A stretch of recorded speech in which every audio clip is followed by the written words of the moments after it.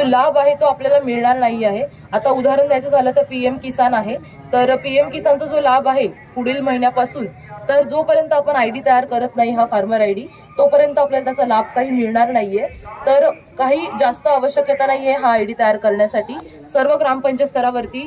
विशेष आम्ही कॅम्पही आयोजित केलेले आहेत। त्या दिवशी कॅम्प नुसार तर पूर्ण प्रोसिजर होतच आहे या योजनेची, परंतु दररोज सर्व ग्रामपंचायत ठिकाणी ग्रामपंचायत ऑपरेटर असतील, सीएससी सेंटरचे जे ऑपरेटर आहेत त्यामार्फत आपण जे आहे आयडी तयार करण्याचं काम करत आहोत। माननीय जिल्हाधिकारी महोदयांनी आवाहन केलेलं आहे की जास्तीत जास्त प्रमाणात शेतकऱ्यांचे हे आयडी तयार झाले पाहिजेत, जेणेकरून त्यांना भविष्यामध्ये कुठल्याही सेवेचा खंड पडता कामा नये। यासाठी फक्त 2च पुरावे आवश्यक आहेत, एक तर सातबारा आहे आपला आणि आपलं आधार कार्ड आहे, आणि ते 2 जर पुरावे तुम्ही घेऊन गेलात आणि तुम्हाला फक्त एक ओटीपी येईल, जो ओटीपी दिल्यानंतर तुमचा जो फार्मर आयडी आहे तो रजिस्ट्रेशन होईल आणि त्याला अप्रूव्हल देण्याचं काम जे आहे ते तलाठी स्तरावरती तसेच माझ्या स्तरावरती अप्रूव्हल देण्याचं काम आहे। सध्या जास्तीत जास्त लोकांना मी असं आवाहन करते की त्यांनी फार्मर आयडी जो आहे तो तयार करावा, आणि त्यांनी तयार केल्यानंतर जे आपले संपूर्ण गाव पातळीवरील इतर लोक असतील ज्यांना ह्या गोष्टीची माहिती नाहीये, तर त्यांनी जास्तीत जास्त लोकांपर्यंत ही माहिती पोहोचावी, जेणेकरून त्यांना कुठल्याही जो काही शासकीय लाभ आहे इथून पुढे त्याचा खंड पडता कामा नये। आणि आज सर्वांनी इथे उपस्थित राहून ज्या काही विविध स्टॉल लावले गेलेले आहेत तर त्या अंतर्गत सर्व विषयांची माहिती घ्यावी आणि सर्वांना सहकार्य करावं। आणि मी आज इथे मला निमंत्रित केल्याबद्दल सर्व जे मान्यवर आहेत त्यांचा आभार व्यक्त करते। Thank you so much. आगे की श्रृंखला में मैं आमंत्रित करती हूँ हमारी और आदरणीय सगळं आदरणीय मंच तसंच आजच्या कार्यक्रमाचे अध्यक्ष पालके सर, आज घोटी आणि सर्व घोटी ग्रामपंचायतच्या वतीने मी सर्व सरांना अभिनंदन करते की आपल्या घोटीमध्ये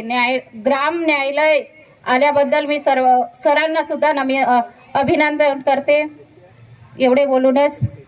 मी 2 शब्द समाप्त करते। ग्रामपंचायत घोटी इथे कायदेविषयक जनजागृती कार्यक्रम, त्याचप्रमाणे नव्याने या दुहेरी उद्देशीय कार्यक्रमाला पूर्वीचे मान्यवर बोलले त्याप्रमाणे प्रमुख वक्ते म्हणून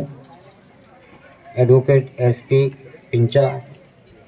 लॉयर वकील संघ गोरेगाव, माननीय श्री YG तांबुडे सर, दिवाणी न्यायाधीश कनिष्ठ स्तर गोंदिया, पट्टे साहेब, Atul Yede sir, Mangala Bansod madam, Naresh Wadke sir, advocate Khobragade madam,